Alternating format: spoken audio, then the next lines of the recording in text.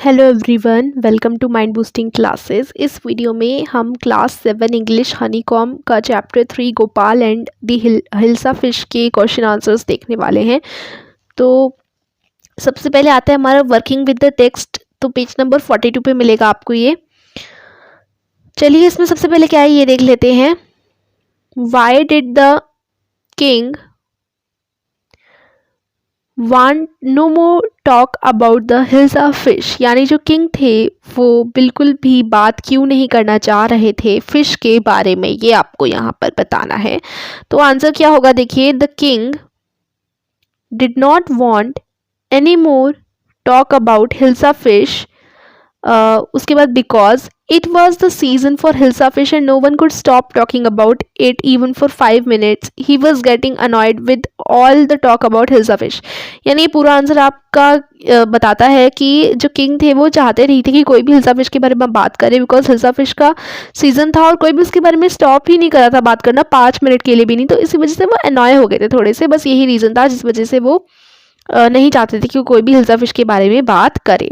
उसके बाद next question है हमारे पास यहाँ पर, why did the king ask Gopal to prove that he was clever. तो किंग ने गोपाल को ही क्यों पूछा, मतलब कि ये प्रूव करो कि तुम क्लेवर हो। मतलब क्या पूछा गोपाल को ये प्रूव करने के लिए कि वो चालाक है। तो क्या पूछा था देखिए, in order to prove that he was clever, Gopal was asked to buy a huge hilsa fish and bring it to the palace without asking anyone without anyone asking anything about the fish। यानी कि ये prove करने के लिए कि वो clever है, राजा ने गोपाल को कहा था कि वो एक बड़ी सी हिल्सा फिश खरीद कर लाए, पैलेस में लाए, और कोई भी उसके बारे में बिल्कुल भी बात नहीं करेगा। मतलब ऐसे लानी है जिससे कोई भी व्यक्ति उसके बारे में कुछ बोले ही नहीं हिल्सा फिश के बारे में, जो कि लगभग इम्पॉसिबल टाइप का ही था। फिर नेक्स्ट क्वेश्चन है, What 3 things did Gopal do before he went to buy Hilsa fish? वो जब हिल्सा फिश खरीदने जा रहा था तो कौन सी 3 चीज़ें उसने पहले करी थी। तो कौन कौन सी 3 चीज़ें करी थी देखिए, before he went to buy hilsa fish Gopal half shaved his face, smeared himself with ash and wore disgraceful rags. तो हिल्सा फिश को खरीदने से पहले जो गोपाल था उसने क्या किया, उसने अपने आप को पहले तो आधा सेव कर लिया, शेव कर लिया अपने फेस को, अपने आप को ऐश राख से रंगा, एक तरीके से अपने फेस पे राख लगाई कुछ इस तरीके का, और फिर डिस्ग्रेसफुल रैक्स यानी बेकार से कपड़े वपड़े पहनकर, और उसने थोड़ा अपने आप का हुलिया थोड़ा सा अजीब सा कर लिया जिससे वो थोड़ा सा अलग टाइप का लगे और लोगों की हिल्सा फिश की बजाय उसकी तरफ अटेंशन जाए और लोग हिल्सा फिश के बारे में बात ना करें, इस तरीके का। उसके बाद क्वेश्चन नंबर 4 आता है यहाँ पर, जो कि है हाउ डिड गोपाल गेट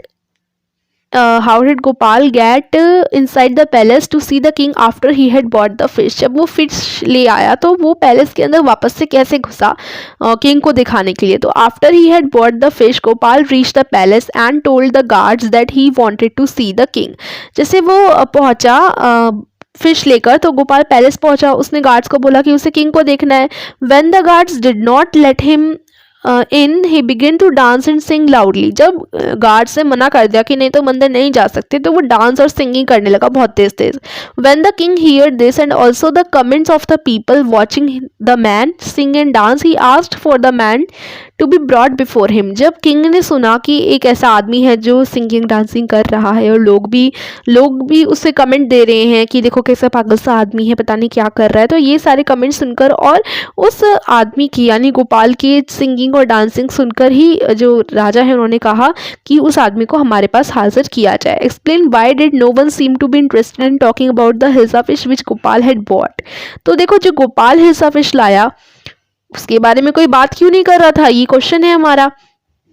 तो इसलिए क्योंकि no one seem to be interested in talking about the hilsa fish which Gopal has bought because of Gopal's ridiculous appearance. Some people found him comical, others thought he was a madman, still others thought he was mystic. They were so engrossed in his discussing his appearance यहाँ पर है दे वर सो engrossed in discussing his appearance that the Hilsa fish went unnoticed, यानी कि unnoticed, notice ही नहीं कर पाए वो fish को, बिकॉज उनका सारा का सारा जो ध्यान था वो किस पे गया, गोपाल के अजीब से अपीयरेंस की तरफ। जिस हिसाब से उसने ड्रेसअप कर रखा था खुद को, सारा का सारा ध्यान लोगों का उधर ही चला गया और किसी की हिल्सा फिश की तरफ नजर ही नहीं गई। क्वेश्चन नंबर 6 में ट्रू एंड फॉल्स दे रखे हैं। यहाँ पर फर्स्ट जो है वो है the king lost his temper easily. ये ट्रू है या फॉल्स है? तो ये बिल्कुल ट्रू है कि किंग अपना जो टेम्पर है वो इजीली खो देते थे। तो देखो यहाँ ना इसका पहले का जो फर्स्ट का आंसर है वो यहाँ से ट्रू हो जाएगा, ठीक है। फिर Gopal was a madman, second जो यहाँ दिया गया है कि गोपाल क्या एक पागल आदमी था, तो ये एकदम गलत था, बस वो एक्ट कर रहा था ऐसा, तो ये फॉल्स हो जाएगा। उसके बाद नेक्स्ट यहाँ पर है Gopal was a clever man, Gopal एक क्लेवर मैन था। तो हाँ, गोपाल एक क्लेवर मैन था, तभी तो वो ऐसा कर पाया। उसने हिल्सा फिश की तरफ ध्यान ना दिलवाकर लोगों का अपनी तरफ ध्यान दिलवा दिया, है ना। तो आपको ना यहाँ पर लिख देंगे आप लोग ट्रू, बिकॉज गोपाल सच में क्लेवर था। उसके बाद नेक्स्ट क्वेश्चन में बताना है गोपाल काफ़ी पुअर था डिसेंट क्लोथ खरीदने के लिए, मतलब जो डिसेंट से कपड़े हैं उन्हें भी पहनकर तो वो जा सकता था, लेकिन उसने ऐसा क्यों नहीं किया? ऐसा इसलिए नहीं किया क्योंकि लोगों का उसकी तरफ ध्यान नहीं पहुंचेगा अगर ये ऐसा करेगा, तो फॉल्स आंसर आ जाएगा इसका। गोपाल पुअर नहीं था, बट वो उसने जानबूझ के अजीब टाइप के और पुअर क्लोथ्स पहने थे, ठीक है, डर्टी क्लोथ्स पहने थे। उसके बाद नेक्स्ट हमारा जो क्वेश्चन है वो है the king got angry when he was shown to be wrong. King को गुस्सा आ गया जब उसे पता चला कि गोपाल ने ऐसा चैलेंज जो है उसका एक्सेप्ट कर जीत भी लिया है, तो गुस्सा नहीं आया था, ये फॉल्स है। चलो अब नेक्स्ट हम देख लेते हैं, ये हमारा पेज नंबर 42 पर है। Change the following sentences in the story to reported speech, this first one has been done for you. How much did you pay for that hilsa? The woman asked the man how much he had paid for that hilsa. तो इसी तरीके से आपको जो है इन sentences को reported speech में कन्वर्ट करना है।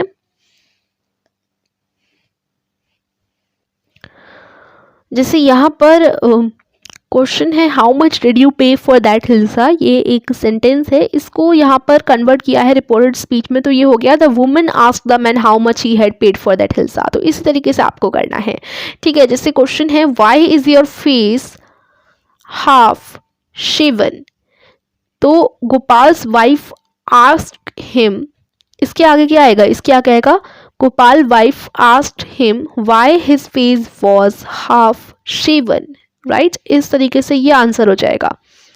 उसके बाद नेक्स्ट हमारा सेकंड क्वेश्चन है I accept the challenge your majesty. इसको अगर आप रिपोर्टेड स्पीच में कन्वर्ट करोगे, गोपाल टोल्ड द किंग, इसके आगे जो ब्लैंक है उसमें आएगा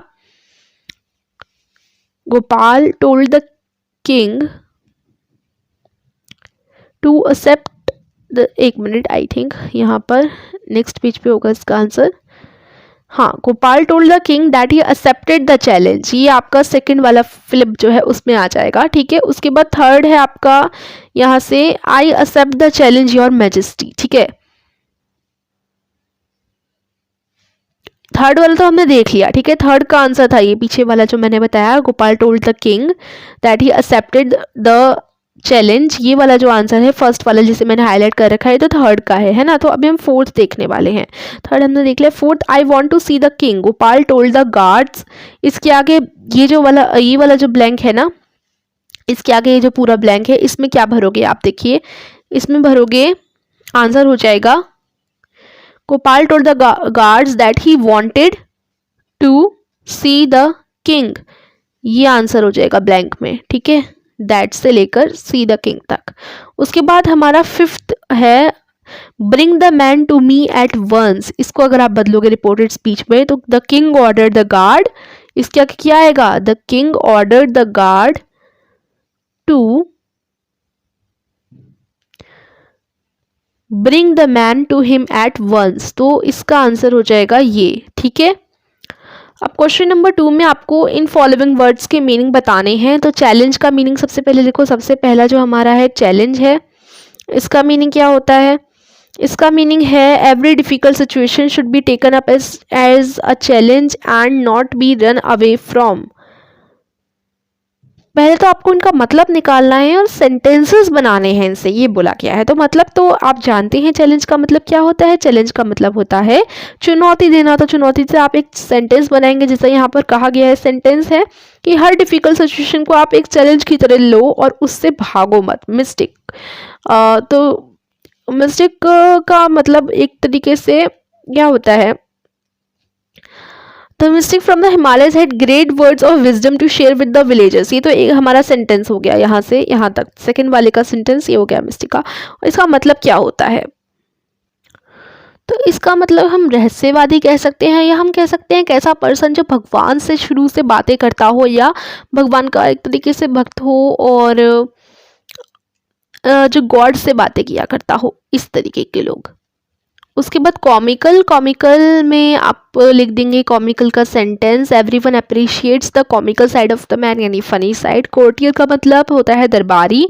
तो Birbal was Akbar's most trusted courtier, ये हो जाएगा एक सेंटेंस इसका। उसके बाद नेक्स्ट स्मीयरिंग, स्मीयरिंग का सेंटेंस है smearing the forehead with tilak is one of the traditions in the South Indians. Smearing का मतलब होता है एक तरीके से सानना, जैसे कि अगर आप स्मीयर करें, लगाना, जैसे तिलक आप लगाते होंगे, तो ये ट्रेडिशन है साउथ इंडियंस में कि जो फॉरहेड है वो पूरा तिलक से हम लगा देते हैं तिलक फॉरहेड पर। Complete the following word ladder with the help of the clues given below. इस लेडर को हमें कंप्लीट करना है, तो क्लूज दिए गए हैं, आप अपनी बुक में देखिएगा और इस तरीके से आप कंप्लीट कर देंगे पूरी लेडर। ठीक है, यहीं पर आपका बुक वर्क होता है फिनिश। आई होप ये वीडियो आपको पसंद आई हो, तो वीडियो को लाइक, चैनल को सब्सक्राइब कीजिए। Thank you for watching.